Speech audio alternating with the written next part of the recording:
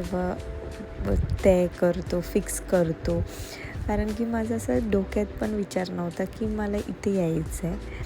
आणि मी अचानकमध्ये सर्व फिक्स झालं, ते पण 1 तासात, की मम्मा आपण जाऊया. आणि आम्ही निघालो. सो हा आहे माझा dress.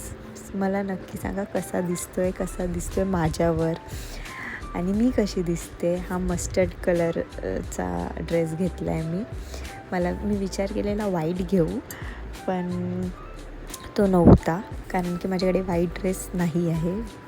So yes, next time मी घेईन. आणि हा आहे, म्हणजे ही पूर्ण ज्योतिर्लिंग बाहेर दाखवले, कारण की आतमध्ये त्याच्यावर बेल, फूल हे सर्व आहे, तर ते आतमधून दिसत नाही नीट. आणि खाली पण जायला नाही देत ना, टच करायला नाही भेटत. सो मग ते बाहेरच दाखवले. अजून बाहेर तशी सेम ज्योतिर्लिंग आहे, पण ती पण मी दाखवते तुम्हाला. त्या ज्योतिर्लिंगमध्ये ब्रह्मा, महेश, विष्णू हे आहेत त्याच्यात. सो येस, आता मी आतमध्ये जातो आहे. आणि ॲक्च्युली ना गर्दी होती, पण तेवढी नाही जेवढी मी विचार केलेली, मी एक्सपेक्टेशन केलेली. मी मम्मीला सांगते पण, मम्मा गर्दी असणार. पण खरंच बोलू ना, आम्ही लवकर निघालो म्हणून आमची लवकर दर्शन झालं आणि गर्दी पण नाही भेटली. हे पॉईंट आहे म्हणून. अँड लक होता आमचा की गर्दी नव्हती, नाहीतर बापरे गर्दी एवढी असते ना.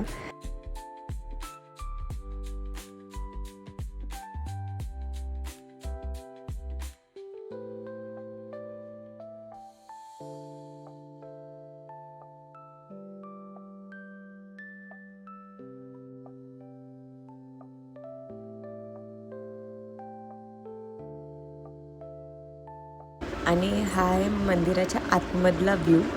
पूर्ण मंदिरला लाईटिंग केली आहे. माय गॉड, म्हणजे एवढं सुंदर दिसतो आहे ना मंदिर आतमधून. आणि हे तर मॉर्निंगचं आहे. रात्री तर आतमधून पण आणि बाहेरून पण एवढं सुंदर दिसतो मंदिर. माय गॉड, म्हणजे माझ्याकडे वर्ड्स नाही, एवढं सुंदर आहे. आणि खरंच खूप सुंदर वाटत होतं. आणि हा बाहेरचा व्ह्यू आहे. हे मॉर्निंगला आहे म्हणून असं आहे, पण रात्री मस्तच.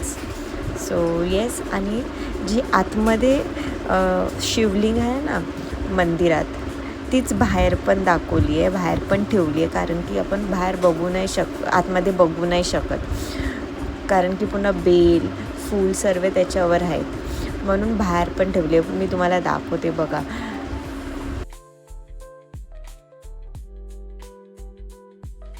हे बघा, सेम आतमध्ये